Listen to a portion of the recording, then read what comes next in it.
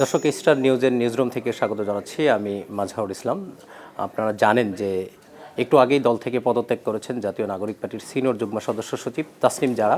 তিনি দলটির সিনিয়র নেত্রী ছিলেন। কেন তিনি পদত্যাগ করলেন, কেনই বা দল ছেড়ে স্বতন্ত্রভাবে নির্বাচন করার ঘোষণা দিলেন, এই বিষয়টি নিয়ে আমরা আলোচনা করতে চাই।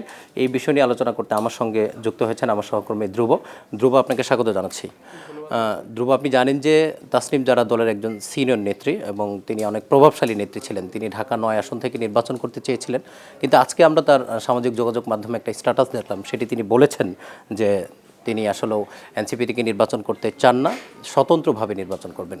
দলের একজন প্রভাবশালী নেত্রী হয়ে শেষ মুহূর্তে তিনি কেন পদত্যাগ করলেন, কেনই বা তিনি স্বতন্ত্রভাবে নির্বাচন করতে চান, কি মনে হচ্ছে আপনার কাছে?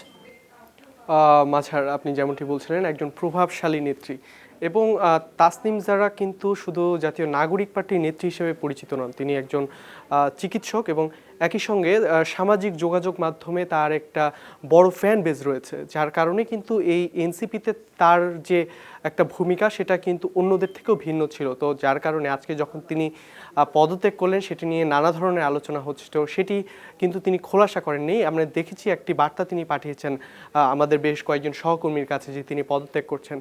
তবে একটি বিষয় যেটি আপনি জানেন যে খুব সামনেই কিন্তু মনোনয়ন ফর্ম সংগ্রহের নির্বাচন কমিশন থেকে সেটি শেষ দিন, এবং আমরা যতটুকু শুনছি যে জামাত ইসলামীর সঙ্গে একটি জোট হতে পারে এমন একটি গুঞ্জন শোনা যাচ্ছে। সেটি হয়তো আগামীকাল বা পরশু এমন একটি ঘোষণা আসতে পারে। তো সেটি নিয়ে কিন্তু আমরা ইতিমধ্যে বেশ কিছু সূত্রে যতটুকু জানছিলাম যে দলের মধ্যে কিন্তু মত দ্বিমত রয়েছে। একটি পক্ষ আসলে বিএনপিকে পছন্দ করছে, অন্য একটি পক্ষ জামাতকে পছন্দ করছে, এবং অন্য একটি বড় অংশ যারা নতুন করে রাজনীতিতে নাম লিখেছে তাদের আরেকটি বড় অংশ চাচ্ছে স্বতন্ত্রভাবে নির্বাচন করার জন্য। তো এখন আপনারা দেখেছেন যে এনসিপি কিন্তু একটা 3 দলীয় একটি জোট করেছিল, যেখানে এবি পার্টি ছিল এবং অন্যদিকে রাষ্ট্র সংস্কার আন্দোলন। তো এই দুটি যে রাজনৈতিক দল তারা কিন্তু খুব বৃহৎ কোনো রাজনৈতিক দল নয়, তবে এনসিপি তাদেরকে জোটের সঙ্গে নিয়েছিল একটি কারণে, সেটি হচ্ছে সংস্কার। এনসিপি যে সংস্কারের কথা বলে আসছিল জুলাই অভ্যুত্থান পরবর্তী সময় থেকে, সেই সংস্কারের কারণে কিন্তু এই একটা বন্ধুত্ব এবং তাদের মধ্যে যে একটি মিল, সেখান থেকে একটি 3 দলীয় জোট তৈরি হয়েছিল, যে সংস্কার জোট। সেই সংস্কার জোটের পরে আমরা মোটামুটি একটি নিশ্চিন্ত হয়েছিলাম হয়তো বা এনসিপির জোটের যে আলোচনা সেটি শেষ হচ্ছে, কিন্তু আলটিমেটলি সেটি হয়নি। সেটি না হয়ে যেটি দেখা গেল যে আবারও সেই বিএনপি জামাতের গুঞ্জনটা চলছিল।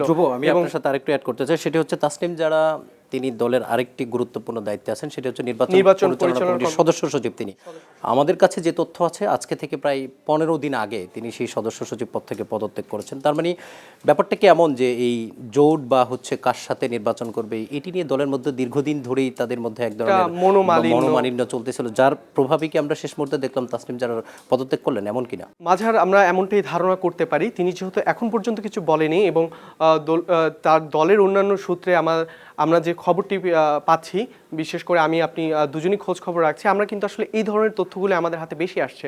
এবং আরেকটি খবর আছে আমার কাছে, যেটি আমি কিছুক্ষণ আগে বেশ কয়েকজনের সঙ্গে কথা বললাম, শুধু তাসনিম জারা নন, প্রায় 30 থেকে 32 জনের মতো একটি সংখ্যা আমরা শুনতে পেরেছি, একটি গুঞ্জন চলছে যে তারা আজ রাতের মধ্যে পদত্যাগ করতে পারেন, এমনটি কিন্তু আমি শুনতে পাচ্ছি।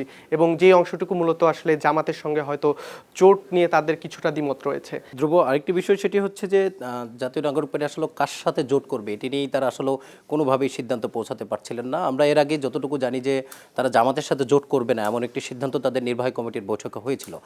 লাস্ট তাদের যে নির্বাহী কমিটির বৈঠক হয়েছে, সেই বৈঠকে বেশিরভাগ সদস্য, বিশেষ করে আহ্বায়ক, সদস্য সচিব, দুই মুখ্য সংগঠক অর্থাৎ উত্তর এবং দক্ষিণাঞ্চলের যারা সংগঠন আছেন, তারাও মূলত হচ্ছে এটি নিয়ে জামাতের সাথেই তারা সিদ্ধান্ত নিয়েছেন, তারা জোট করবেন।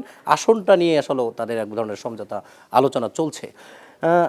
আমরা যতটুকু জানি যে মূলত জামাতের সাথে তারাই জোটে যেতে চান না, যারা মূলত যাদের শুরু থেকেই জামাতের রাজনীতি নিয়ে নানা ধরনের মন্তব্য আছে, তারাই যেতে চান না।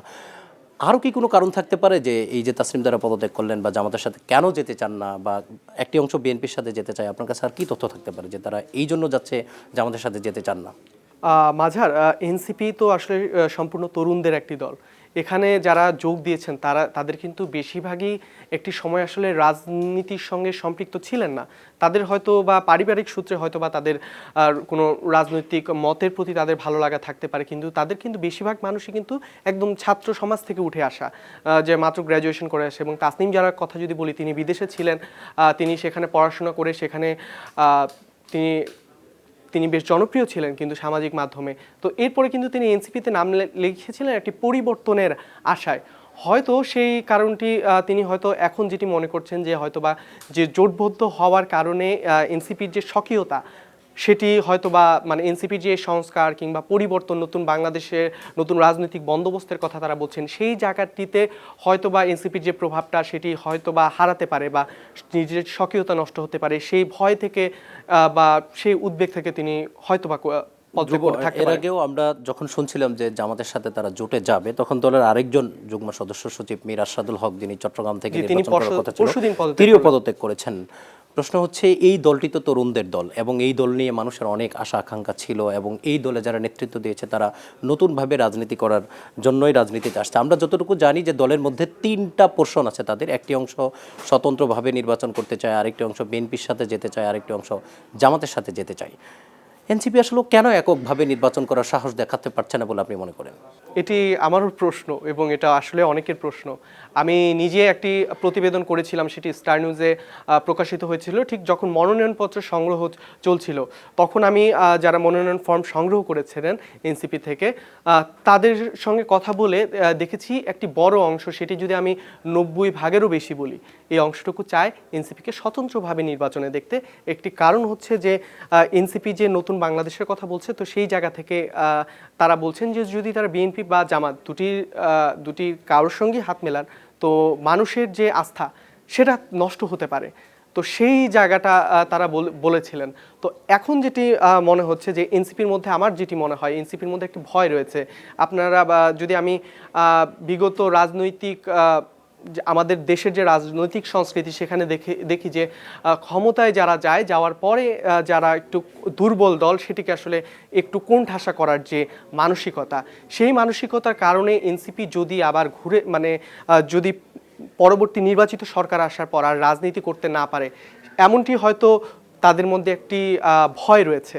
সেই ভয়ের জায়গা থেকে হয়তো তারা চান যে একটি বড় একটা দলের সঙ্গে যদি তারা জোটে থাকেন, সেক্ষেত্রে তাদের কিছুটা ক্ষমতা বা রাজনৈতিকভাবে তারা কিছুটা সাহসী হয়ে থাকবেন মাঠে, এমনটি হয়তো তারা আরেকটা মনে বিষয় করেন। আপনার কাছে জানতে চাইবো, সেটি হচ্ছে যে যদি 30টি আসনে সমঝোতা হয় বা 50টি আসনে সমঝোতা হয়, সেক্ষেত্রে জাতীয় নাগরিক পার্টি একেবারে ঢাকঢোল পিটিয়ে তারা হচ্ছে মনোনয়ন ফর্ম বিক্রি করেছে এবং তারা প্রথম দফায় তারা হচ্ছে 125টি আসনে তাদের মনোনয়ন ফর্ম ইতিমধ্যে তাদের মনোনয়ন ঘোষণা করেছে। যদি এটি সত্য হয়, অর্থাৎ তারা যদি জামাতের সাথে 30টি বা 50টি আসনের মাধ্যমে তারা সমঝোতায় যায়, যাদেরকে এই যে 125টি আসনে যারা মনোনয়ন ফর্ম তারা আনুষ্ঠানিকভাবে দিয়েছেন, এই ক্ষেত্রে নতুন করে কোনো সমস্যার তৈরি হতে পারে কিনা বা এখান থেকে আর কেউ পদত্যাগ করতে পারেন কিনা, কি মনে হচ্ছে? মাঝার আসলে আমরা সেই সংখ্যাটি আসলে করছি। আমি যে সংখ্যাটি বললাম যে প্রায় যেটি শোনা যাচ্ছে 30 জনের বেশি একটি সংখ্যা হয়তো পদত্যাগ করবেন, এই কারণেই আসলে তারা পদত্যাগ করতে পারেন। কারণ তারা নতুনভাবে একটু রাজনীতিতে নাম লেখাতে চাচ্ছিলেন। এবার কিন্তু জয়ের আশায় তারা যে নির্বাচন করবেন এমনটি নয়। তারা জাতীয় নাগরিক পার্টির যে একদম শীর্ষস্থান থেকে বলা হচ্ছে, তারা হ্যাঁ ভোট, যেটা গণভোটে হ্যাঁ ভোটের জন্য এবার তারা লড়াই করবেন। বিশেষ করে এই হ্যাঁ ভোটের প্রচারণা তারা করতে চান। তো সেই জায়গা থেকে যদি তারা আসলে আশাহত হন, মানে সেক্ষেত্রে তারা যে এই যে নির্বাচন করতে পারলেন না, সেই জায়গায় একটা মনোমালিন্য দেখা দিতে পারে। তো এই কারণে অনেকে পদত্যাগ করতে পারেন, কারণ তারা অবশ্যই আশাহত হবে। আমরা জানি যে এই দলটি যখন এই বছরের 28 ফেব্রুয়ারি প্রতিষ্ঠিত হয়, তখন তারা ডান বাম মধ্যপন্থী বিভিন্ন মতের লোকদের নিয়ে তারা মূলত এই দলটি প্রতিষ্ঠা করেছিলেন এবং তার যাত্রাও শুরু করেছিলেন। যাত্রা শুরুর কিছুদিন প্রথম দিকে তারা খুবই ভালোভাবে তাদের সাংগঠনিক কার্যক্রমগুলো পরিচালনা করছিলেন এবং আমরা দেখলাম তারা জেলায় জেলায় তাদের যে জুলাই পদযাত্রা করলেন, সেখানেও আপনি নিজে গিয়েছেন, আমি গিয়েছি, তাদের ভালো সাড়া দেখেছি জনগণের কাছে। এই দলটি যখন ঢাকায় ব্যাক করলো, আমরা দেখলাম যে তারা শহীদ মিনারে তারা যে জনসমাবেশটি করলেন, সেটি খুব বেশি প্রত্যাশিত ছিল না। এই যে দলের মধ্যে নানা মত এবং পথের উদ্ভব হলো, সেগুলো কি এই যে বিভিন্ন মতাদর্শের মানুষের কারণে কি দলটার এই অবস্থা হতে যাচ্ছে বলে আপনি মনে করেন? মাঝার আপনি বলতে পারেন, হয়তো বলতে পারেন। আপনি যেমনটি বলছিলেন যে আমরা ঢাকার বাইরে 64টি জেলায় যেমন এনসিপির সাড়া দেখেছি, হাসনাতকে, নাহিদকে, তাদেরকে দেখতে কিন্তু সাধারণ মানুষ উঠে এসেছে। কিন্তু যখন শহীদ মিনারে ডাক দেওয়া হলো, তাদের দলে যে যারা মানে কেন্দ্রীয় কমিটিতে যারা রয়েছে বা বিভিন্ন থানা কমিটি বা এতে, তাদেরও অনেকে উপস্থিত হয়নি। তো এখানে কিন্তু অনেকটা মনোমালিন্যের বিষয়টা পরিষ্কার হয়। আপনি দেখে থাকবেন যে এনসিপির যে কর্মসূচিগুলোতে, সেগুলোতে যে মানে তাদের যে পার্টিসিপেশনের জায়গাটা খুব কম। কিন্তু আবার দেখুন যে সেদিন 16 ডিসেম্বরে তারা যে শোভাযাত্রা যেটি করলো, যে আধিপত্যবাদ বিরোধী যাত্রা, সেখানে কিন্তু আবার সকলে এই যে হাদি হত্যার প্রতিবাদে তখন যখন সরব সবকিছু, হাদি তখনও মারা যাননি, তাকে গুলি হত্যা চেষ্টার যে প্রতিবাদে, তখন কিন্তু আবার দেখলেন যে প্রচুর মানুষ কিন্তু সেখানে যুক্ত হলো 16 ডিসেম্বর। এতে বোঝা যাচ্ছে যে একটি মনোমালিন্যের জায়গা থেকে এনসিপির যে স্বভাবতই যে কর্মসূচিগুলো ডাকানো হয়, সেখানে আসলে একটু কিছু মানুষ একটা বড় গ্যাপ থেকে যাচ্ছে, সেটি আসলে আমাদের চোখে পরিলক্ষিত হয়। কিন্তু আবার যখন দেখছি, যখন একটি সারা দেশে কোনো জাতীয় ইস্যু এসে যায়, তখন কিন্তু আবার সবাই একসাথেই ঝাঁপিয়ে পড়েন। তাসনিম জারা অর্থাৎ সিনিয়র যুগ্ম সদস্য সচিব, আপনি বলছিলেন যে তিনি শুধু দলে পরিচিত নয়, তিনি সামাজিক যোগাযোগ মাধ্যমে ব্যাপকভাবে পরিচিত। তার এই পদত্যাগ দলে কোনো প্রভাব ফেলবে কিনা আপনি কি মনে করেন? মাঝার নিঃসন্দেহে বলা যায়। কারণ আপনি বলছিলেন এই যে জুলাই পদযাত্রার কথা, জুলাই পদযাত্রায় আমি দেখেছি যে শুধুমাত্র ডাক্তার তাসনিম জারাকে দেখতে এই সাধারণ গ্রাম বাংলার যে মানুষ, তারা ছুটে আসছেন। তাসনিম জারাকে এসে তার রোগের কথা বলছেন, একটু ছবি তুলতে চাচ্ছেন, একটু কথা বলতে চাচ্ছেন। একটা ছোট্ট স্কুলে একটা বাচ্চা মেয়ে, সেও তাসনিম জারার ভিডিও দেখে। এই দলের আপনাকে অনেক ধন্যবাদ। আমরা আসলে এনসিপি নিয়ে কথা বলছিলাম। দর্শক, আমাদের সহকর্মী ধ্রুব, তিনি এনসিপির খোঁজ খবর রাখেন, তিনি বলছিলেন যে যারার পদত্যাগ দলে কিছুটা হলেও প্রভাব ফেলবে। আমরা যতটুকু জানি যে যারা হচ্ছে দলের একজন প্রভাবশালী নেত্রী ছিলেন না, তিনি দলের নীতি নির্ধারক, অনেক বিষয়ে তিনি সিদ্ধান্ত নিতেন। আমাদের কাছে যে তথ্য ছিল, যারা হচ্ছে এর আগেই তিনি দলের যে নির্বাচন পরিচালনা কমিটির সদস্য সচিব, সেই পদ থেকে পদত্যাগ করেছেন। তাদের এই ইন্টারনাল মতপার্থক্যটা দীর্ঘদিন থেকে আমরা যতটুকু খোঁজ খবর নেওয়ার চেষ্টা করেছি, এবং বিশেষ করে নারী নেত্রীরা যারা চাচ্ছেন না জামাতের সাথে হচ্ছে তারা জোটবদ্ধ হোক জাতীয় নাগরিক পার্টি, এবং এদের একটি অংশ এই দলটিকে আরও বেশি বেস করার জন্য তারা এককভাবে নির্বাচন করতে চেয়েছিলেন।